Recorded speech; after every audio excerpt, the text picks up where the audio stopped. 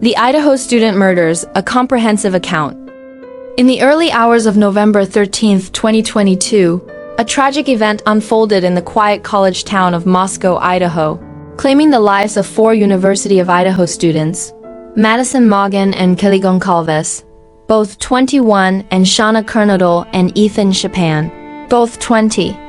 These young individuals, full of promise and pursuing their education, had spent the preceding evening engaging in typical social activities.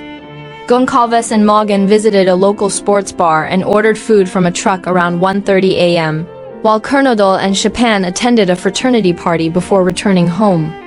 The off-campus rental house at 1122 King Road, shared by the victims and 2 other roommates, became the site of this unforeseen calamity. One of the surviving roommates, Dylan Mortensen, awoke around 4 a.m. to unusual sounds, including what appeared to be muffled distress from an upper floor. She later reported glimpsing a masked figure clad in black, described as athletically built with bushy eyebrows, passing through the home before exiting via a sliding door. Overwhelmed and uncertain, Mortensen and the other survivor, Bethany Funk, barricaded themselves in their rooms until morning. It was not until nearly noon that day, after failed attempts to reach their housemates, that they summoned friends for assistance.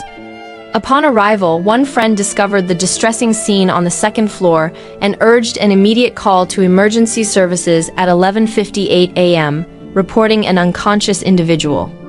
Authorities arrived to confirm the 4 fatalities, each resulting from multiple stab wounds inflicted by an edged weapon, likely while the victims were asleep, with some evidence of defensive efforts.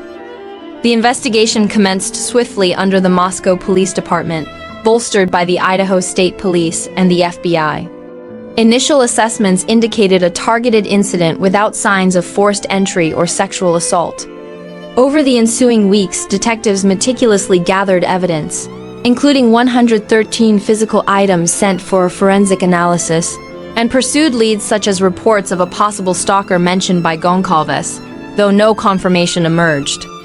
A pivotal breakthrough came from surveillance footage capturing a white 2011213 Hyundai Elantra near the residence between 3:29 a.m. and 4:20 a.m. on the night of the incident. Additionally, a knife sheath left at the scene yielded DNA that would prove instrumental. By late November, attention turned to Brian Koberger, a 28-year-old doctoral student in criminology at nearby Washington State University. His 2015 white Hyundai Elantra matched the vehicle description, and his physical features aligned with the witness account. Cell phone records revealed his device had been near the victim's home at least 12 times since August 2022, and it disconnected from the network during the estimated time of the events, reconnecting afterward south of Moscow.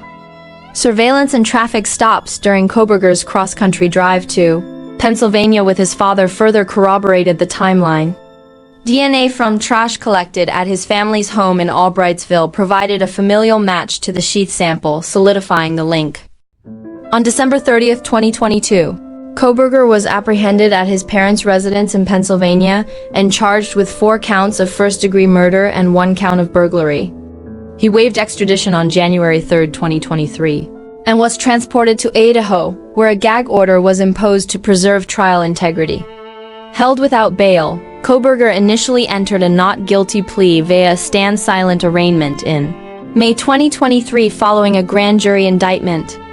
The case progressed amid challenges, including the demolition of the crime scene house in December 2023 and a venue change to Boise in September 2024 due to media saturation. After prolonged legal proceedings, Koberger unexpectedly pleaded guilty on July 2, 2025.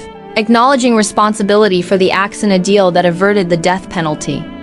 On July 23, 2025, he was sentenced to 4 consecutive life terms without the possibility of parole, plus an additional 10 years ensuring permanent incarceration. This resolution brought a measure of closure to the families and community, though the motive remains undisclosed, underscoring the complexities of such investigations. Throughout, the case highlighted the diligence of law enforcement and the profound impact on those affected, serving as a somber reminder of vulnerability in everyday life.